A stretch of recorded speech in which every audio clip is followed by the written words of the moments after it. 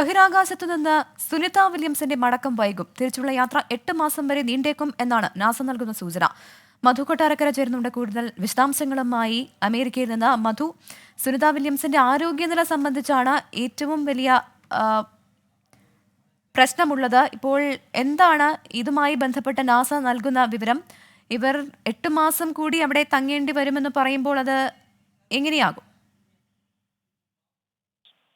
പ്രവിത അല്പസമയം മുമ്പ് മാധ്യമപ്രവർത്തകരോട് സംസാരിക്കുമ്പോഴാണ് നാസ ഈ സുനിത വില്യംസും അതുപോലെ സഹസഞ്ചാരി ബുച്ച് വിൽമോറും ബഹിരാകാശ കേന്ദ്രത്തിൽ തുടരുന്ന കാര്യത്തെപ്പറ്റി പറഞ്ഞത്. നാസയ്ക്ക് ഇപ്പോഴും ഇവരുടെ മടക്കം സംബന്ധിച്ച് ഒരു വ്യക്തതയില്ല. അടുത്ത ആഴ്ച മധ്യത്തോടുകൂടിയോ അല്ലെങ്കിൽ അതിനു മുമ്പോ ഒരു കൃത്യമായ ഒരു ഉത്തരം നൽകാൻ പറ്റുമെന്നുള്ളൊരു പ്രതീക്ഷയാണ് നാസ വെച്ച് പുലർത്തുന്നത്.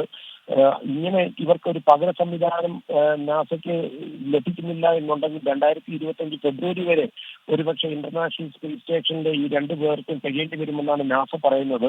സ്പേസ് എക്സിന്റെ ഒരു വാഹനം ഈ സ്റ്റാർ ലൈനറിന് പകരം ഉപയോഗിക്കാനുള്ള ഒരു ശ്രമത്തിലാണ് നാസ.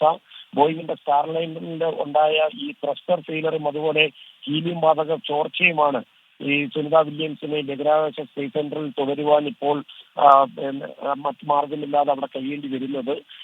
തന്നെയുമല്ല അവിടെ ഈ ഡോക്കിങ്ങിനുള്ള സൗകര്യക്കുറവുമുണ്ട്. ഈ അമേരിക്കയ്ക്ക് അധികം ഡോക്കിംഗ് സൗകര്യമില്ല. അതുകൊണ്ട് തന്നെ ഈ സ്റ്റാർ ലൈനർ മടങ്ങി വന്നതിന് ശേഷം വേണം ഈ സ്പേസ് എക്സിനുള്ള ഡോക്കിങ്ങും പിന്നെ ഈ സ്പേസ് എക്സിലൂടെ ഈ രണ്ടുപേരെയും ഭൂമിയിലേക്ക് തിരിച്ചു കൊണ്ടുവരാനും പിന്നീട് സ്റ്റാർ ലൈനർ പ്രവർത്തനക്ഷമമാക്കിയതിനു ശേഷം സഞ്ചാരികളില്ലാതെ ഭൂമിയിൽ എത്തിക്കുവാനാണ് നാസയുടെ ശ്രമങ്ങൾ. മധു കൊട്ടാരക്കരയാണ് വിവരങ്ങൾ നൽകിയത്. ബഹിരാകാശത്തു നിന്ന് സുനിത വില്യംസിന്റെ മടക്കം ഇനിയും വൈകും. 8 മാസം കൂടി നീണ്ടേക്കാം എന്നാണ് നാസ നൽകുന്ന സൂചന.